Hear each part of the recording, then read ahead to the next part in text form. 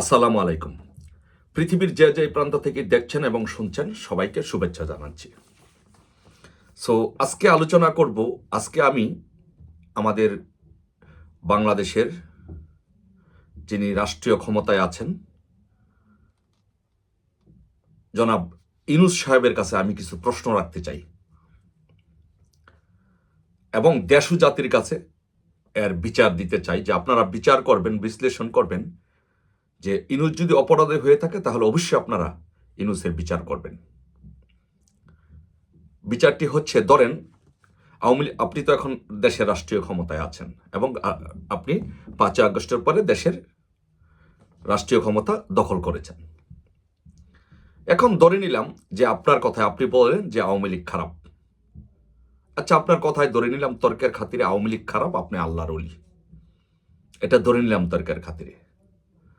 So এখন তাহলে আসুন যে আপনি আওয়ামী লীগ গত 15-16 বছরে কি করেছে, আপনি কি করেছেন। আচ্ছা ধরেন 5ই আগস্টের পরে আপনি যখন এই দেশের দায়িত্ব নিলেন, নেওয়ার পরে তো আপনার কাছে একটা চমৎকার একটা সুযোগ ছিল যে এই জাতির দায়িত্ব নেওয়া।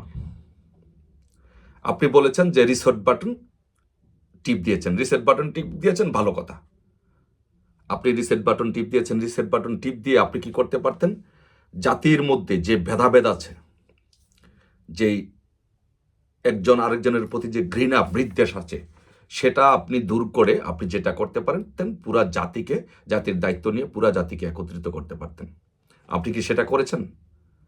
আপনি সেটা না করে আপনি বরং একটা জাতিকে বিভক্ত করে দিয়েছেন, একটা জাতিকে 2 ভাগে বিভক্ত করে দিয়েছেন এবং আগামী 50 বছর এই জাতিগত বিভেদ আপনি তৈরি করে দিয়েছেন, যেটা বাংলাদেশে আগে কখনো ছিল না। আপনি 50 বছরের জন্য বাংলাদেশে গৃহযুদ্ধ বাঁধিয়ে দিয়েছেন। কিভাবে আপনি গৃহযুদ্ধ বাঁধিয়ে দিয়েছেন? আপনি তো 5ই আগস্টের পরে ক্ষমতা নেওয়ার পরে আপনি বলতে পারতেন রিসেট বাটন ক্লিক করে যে অতীতে যত যা কিছু আছে ভেদাভেদ, হানাহানি, মারামারি, কাটাকাটি, রাজনৈতিক কলহ থাকবে না। আপনি সেই কাজটি করতে পারতেন। সেই কাজটি না করে আপনি জাতিকে গৃহযুদ্ধের দিকে ঠেলে দিয়েছেন। আচ্ছা, আপনি কি কি করেছেন আপনি দেখেন। আওয়ামী লীগ কি কি করেছে, কি কি করে না, এবং আপনি কি কি করেছেন এই জাতিকে বিভক্ত করার জন্য। আমরা একটু আসুন আপনার কার্যকলাপগুলো একটু পর্যালোচনা করি। গত 11 মাসে 12 মাসে আপনি কি করেছেন।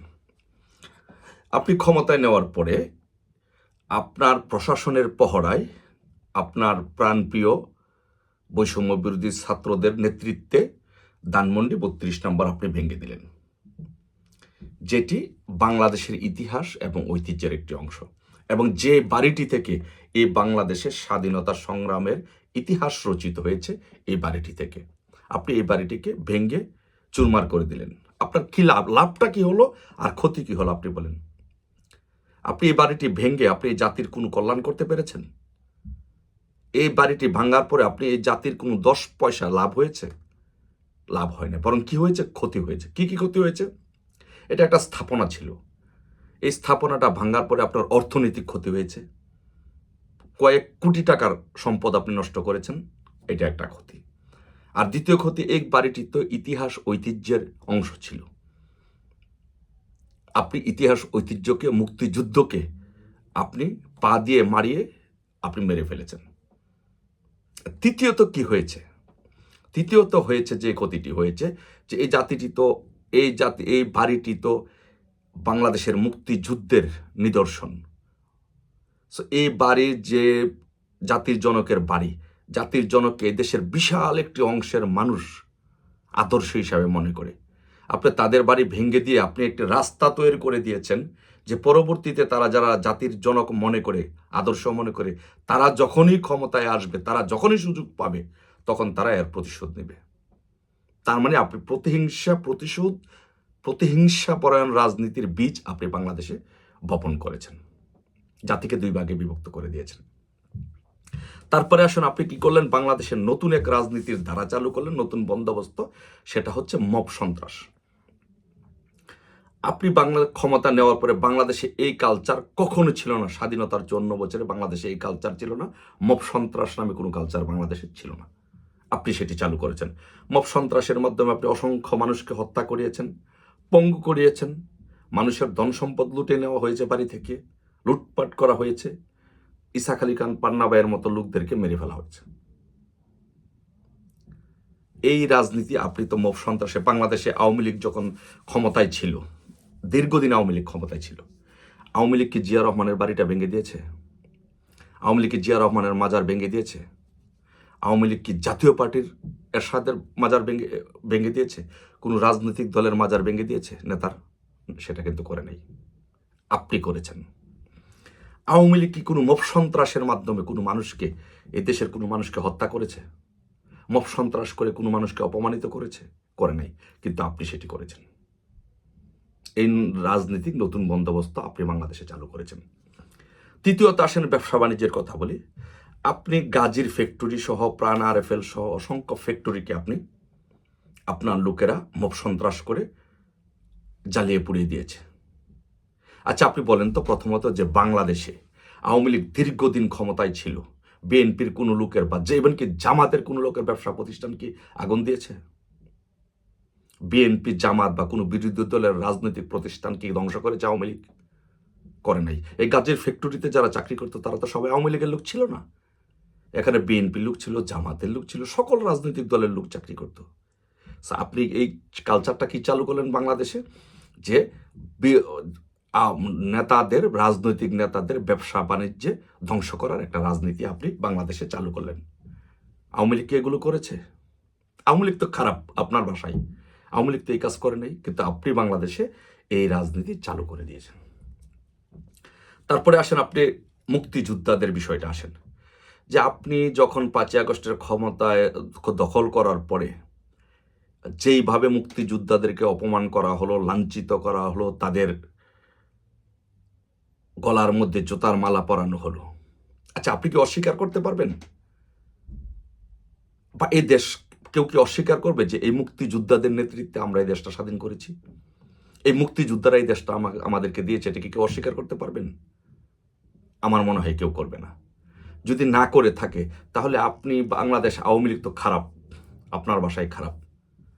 আওয়ামী লীগের আমলে তো মুক্তিযোদ্ধা কোটায় ছিল, ভাতা পেত, সকল সুযোগ সুবিধা পেত, সম্মান পেত, রাষ্ট্রীয় সম্মান পেত। কিন্তু আপনি মুক্তিযোদ্ধাদের গলায় এভাবে জুতার মালা পরানের কালচারটা কেন শুরু করলেন? কেন আপনি বাংলাদেশে দুইটা ভাগে বাংলাদেশটাকে বিভক্ত করে দিলেন?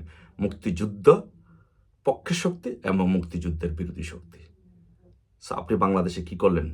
আগামী 50 বছর, 100 বছরের জন্য আপনি বাংলাদেশকে দুই ভাগে বিভক্ত করে দিলেন। তারপরে আসুন আপনি বা সাম্প্রতিককালে যে কাজগুলো হয়েছে, চিফ ইলেকশন কমিশনারকে মফ করে তাকে জুতা দিয়ে তাকে গালে জুতা দিয়ে ভারী দিয়ে তারপরে তাকে পুলিশে দেওয়া হয়েছে। চিফ ইলেকশন কমিশনারের গলায় যদি জুতার মালা দেওয়া হয়, চিফ জাস্টিসকে যদি এইভাবে নির্যাতন করে জেলে দেওয়া হয়, তাহলে বাংলাদেশের ইতিহাসে আর কিছু থাকে? একটা দেশ থাকে? আপনি তো এই কালচারটা চালু করেছেন। আপনি বলেন তো যে আওয়ামী লীগের আমলে কোনো চিফ ইলেকশন, অনেক আওয়ামী লীগ যখন বিরোধী দলে ছিল, বিএনপি যখন ক্ষমতায় ছিল, তখনও তো বিএনপির অধীনে এরকম নির্বাচন হয়েছে, এর চেয়ে বাজে নির্বাচন হয়েছে, সেই আলাপ আলোচনায় পরে গেলাম। কিন্তু কোনো চিফ ইলেকশন কমিশনারের গলায় তো ভাই জোতার মালা দেওয়া হয় নাই, কোনো চিফ জাস্টিসকে তো এইভাবে জেলে নেওয়া হয় নাই। আপনি বাংলাদেশে যে নতুন বন্দোবস্ত, নতুন বিভাজনের রাজনীতি চালু করেছেন, এটা কি বাংলাদেশ আওয়ামী লীগ কখনো করেছে? সেটা তো আওয়ামী লীগ করেননি। তারপরে আসুন, জয় বাংলা বলার কারণে টিকটকাররা 10-12 জন ছেলে জয় বাংলা স্লোগান দিয়ে টিকটক করেছে, এই জন্য আপনি তাদেরকে জেলে দিলেন, তাদেরকে পুলিশ অ্যারেস্ট করলো। আপনি বলেন তো, ইতিহাসে এইরকম স্বৈর শাসক, এইরকম নিকৃষ্টতম ফেসিস্ট আপনি কি আরেকটা দেখাতে পারবেন, যে একটা দলের স্লোগান দেওয়ার জন্য টিকটকারদেরকে, অভিনয়কারীদেরকে আপনি জেলে দিয়ে দিলেন, আপনার পুলিশ গ্রেপ্তার করলো? আপনি তো বাংলাদেশকে আগামী 100 বছরের জন্য, আজীবনের জন্য আপনি বাংলাদেশকে বিভাজন করে দিলেন। আওয়ামী লীগ এগুলো করেছে? বিএনপির স্লোগান দেওয়ার জন্য কি কাউকে এইভাবে টিকটকারদেরকে এরকম ভাবে গ্রেপ্তার করেছে? এরকম ইতিহাস নজির আপনি বাংলাদেশের ইতিহাসে রাজনীতিতে দেখাতে পারবেন? অবশ্যই দেখাতে পারবেন না। এবং জনগণের কাছে বিচার দিলাম, জনগণ বিবেচনা করে দেখবেন যে কেউ দেখাতে পারবে কিনা। তারপরে আপনি আসেন যে জাতীয় নেতৃবৃন্দকে, মুক্তিযোদ্ধাদেরকে, তুফাইল আহমেদ, আমির হোসেন আমু, হাসানুল হক ইনু, রাশেদ খান মেনন, শাহজাহান খানদের মতো বীর মুক্তিযোদ্ধাদের আপনি গ্রেপ্তার করেছেন, জামিন দিচ্ছেন না, এবং জাতীয় নেতৃবৃন্দকে সাবের হোসেন চৌধুরী সহ তাদেরকে কোর্টের মধ্যে ডিম নিক্ষেপ করেছেন। ইনুকে কোর্টে আক্রমণ করা হয়েছে। আপনি বলেন তো যে বাংলাদেশে আওয়ামী লীগ তো 16 বছর দেশের শাসন ক্ষমতায় ছিল, দেশ পরিচালনা করছে, কোন বিএনপির নেতাদেরকে কোর্টে ডিম মেরেছে, এভাবে লাঞ্ছিত করেছে, আপনি দেখাতে পারবেন? আপনি দেখাতে পারবেন না। কিন্তু আপনি কিন্তু সেই নতুন বন্দোবস্ত, আপনার রাজনীতি সেটা চালু করেছেন। রিসেট বাটন টিপ দিয়ে আপনি সমস্ত সৌহার্দ্য ধুয়ে মুছে দিয়ে আপনি বিভাজনের রাজনীতি চালু করেছেন। আপনি আসেন তার নারীদের বিষয় আছেন যে বাংলাদেশে নারীদের কি কোর্টে লাঞ্ছিত করেছে, ডিম মেরেছে আওয়ামী লীগ শাসন আমলে, এরকম কাউকে দেখাতে পারবেন? আওয়ামী লীগ তো অনেকদিন ক্ষমতায় ছিল। আওয়ামী লীগের উপরে, আওয়ামী লীগে 21 আগস্টে গ্রেনেড হামলা করে আওয়ামী লীগকে নিশ্চিহ্ন করে দেওয়ার চেষ্টা করা হয়েছে। এবার বাবররা জেলে ছিল, গিয়াসুদ্দিন আল মামুনরা জেলে ছিল, কিন্তু তাদেরকে কিন্তু কোর্টে ডিম মারা হয় নাই, কোর্টে তাদের গায়ে আঘাত করা হয় নাই। আপনারা কি করেছেন? ডাক্তার দীপুমণি, মমতাজের মতো এরকম জনপ্রিয় মানুষদেরকে, সজ্জন মানুষদেরকে, সেলিব্রিটি মানুষদেরকে আপনি আপনার মব বাহিনী কোর্টে ডিম মেরেছে, লাঞ্ছিত করেছে। আপনি কি বাংলাদেশে কি রাজনীতিটা আপনি চালু করেছেন? আপনি বলেন। আপনি দেখাতে পারবেন যে বাংলাদেশে কখনো ইতিহাসে বাংলাদেশ আওয়ামী লীগ কখনো কোনো নারীদের উপরে গায়ে কোর্টের মধ্যে ডিম মেরেছে, তাদেরকে লাঞ্ছিত করেছে, তাদের গায়ে হাত দিয়েছে? সেটা আওয়ামী লীগ করেনি। কিন্তু আপনার নতুন বন্দোবস্ত রাজনীতিতে আপনি সেটি করেছেন। আপনি মুক্তিযুদ্ধের নেতৃত্ব দানকারী দল বাংলাদেশ আওয়ামী লীগকে নিষিদ্ধ করেছেন। যেই ছাত্রলীগ বাংলাদেশের মুক্তিযুদ্ধের নেতৃত্ব দিয়েছে, ভাষা আন্দোলনের নেতৃত্ব দিয়েছে, সেই ছাত্রলীগকে আপনি নিষিদ্ধ করেছেন, আওয়ামী লীগকে নিষিদ্ধ করেছেন, সহযোগী সংগঠনগুলোকে নিষিদ্ধ করেছেন। কই বাংলাদেশ আওয়ামী লীগ তো দীর্ঘদিন ক্ষমতায় ছিল। 21 আগস্টের গ্রেনেড হামলা করে বাংলাদেশ আওয়ামী লীগকে নিশ্চিহ্ন করে দেওয়ার প্রচেষ্টা চলেছিল। 23 জনকে জায়গায় স্পট ডেড করেছে। কই বাংলাদেশ আওয়ামী লীগ তো এতটা প্রতিহিংসা পরায়ণ হয় বিএনপিকে, যে বিএনপির সর্বোচ্চ নেতা তারেক রহমান, বাবররা এই কাজ করেছে। কই বিএনপিকে তো আওয়ামী লীগ নিষিদ্ধ করে নাই, আওয়ামী লীগ তো কোনো রাজনৈতিক দলকে নিষিদ্ধ করে নাই। আপনি কি নতুন বন্দোবস্ত রাজনীতি চালু করেছেন? এটা কি আপনার নতুন বন্দোবস্ত? এটা আপনার কাছে আমার প্রশ্ন, দেশবাসীর কাছে বিচার। আপনি গোপালগঞ্জে একটা জেলায় শেখ হাসিনার বাড়ি, বঙ্গবন্ধুর বাড়ি, সেজন্য গোপালগঞ্জের মানুষের উপর নির্বিচারে গুলি করে গোপালগঞ্জের মানুষদেরকে হত্যা করেছেন। গোপালগঞ্জের মানুষদেরকে মাটির মধ্যে পিষিয়ে দিতে চাচ্ছেন। গোপালগঞ্জের নাম নিশান আপনি ধুয়ে মুছে দিতে চাচ্ছেন। কই আওয়ামী লীগ তো ক্ষমতায় ছিল, আওয়ামী লীগ তো খালেদা জিয়া যেখানে জন্মগ্রহণ করেছে বা জিয়াউর রহমান যেখানে জন্মগ্রহণ করেছে সেখানে তো এরকম স্টিম রোলার চালায় না, সেখানে তো এই কাজ আওয়ামী লীগ করে নেই। আপনি বাংলাদেশের যেই বিভাজনের রাজনীতি করেছেন, চালু করেছেন, আপনার কাছে প্রশ্ন, আপনি কি বাংলাদেশটাকে আগামী 50 বছর 100 বছরের জন্য গৃহযুদ্ধের দিকে ঠেলে দিয়ে গেলেন না? আপনি তো বলেন যে আপনি নোবেল লরিয়েট। সো একজন নোবেল লরিয়েট হিসাবে, একজন শিক্ষিত মানুষ হিসাবে একটা জাতিকে, 18 কোটি মানুষের একটা দেশকে আপনি এইভাবে গৃহযুদ্ধের দিকে ঠেলে দিয়ে যেতে পারলেন? এভাবে আপনার দেশটাকে, দেশের মানুষদেরকে বিপদে রেখে যেতে পারলেন? আপনার কি এমন ক্ষমতার লোভ, কি এমন কিছু দরকার ছিল আপনার এই বয়সে যে একটা জাতিকে, একটা দেশকে, একটা জাতিকে পুরো ধ্বংস করে দিয়ে আপনি গৃহযুদ্ধের দিকে ঠেলে দিলেন? প্রিয় দেশবাসী, আপনাদের কাছে, আপনারা হচ্ছেন এদেশের বিচারের মালিক। বঙ্গবন্ধু এদেশের জনগণকে বিশ্বাস করতেন, শেখ হাসিনা ওই দেশের জনগণের জন্য রাজনীতি করেছেন। আমরাও বঙ্গবন্ধুর সৈনিক হিসাবে, কর্মী হিসাবে আমরা জনগণের রাজনীতিতে বিশ্বাস করি। এদেশের জনগণের কাছে, আপনাদের কাছে বিচার দিলাম, বিচারের ভার দিলাম। যদি ইনুস বাংলাদেশকে গৃহযুদ্ধের দিকে ঠেলে দিয়ে থাকে, আগামী 50 বছর, 100 বছরের জন্য যদি দেশকে বিভাজনের দিকে ঠেলে দিয়ে থাকে, তাহলে আপনারা তার বিচার করবেন। আপনাদের বিচারের ভার তার বিচারের বা ইনুসের বিচারের ভার আপনাদের উপরে দেওয়া হলো।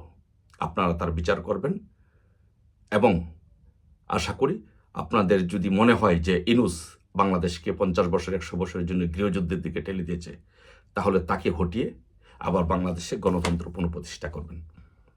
সেই অনুরোধ প্রত্যাশা রেখে আপনাদের সবার সুস্বাস্থ্য কামনা করে বিদায় নিচ্ছি। জয় বাংলা, জয় বঙ্গবন্ধু।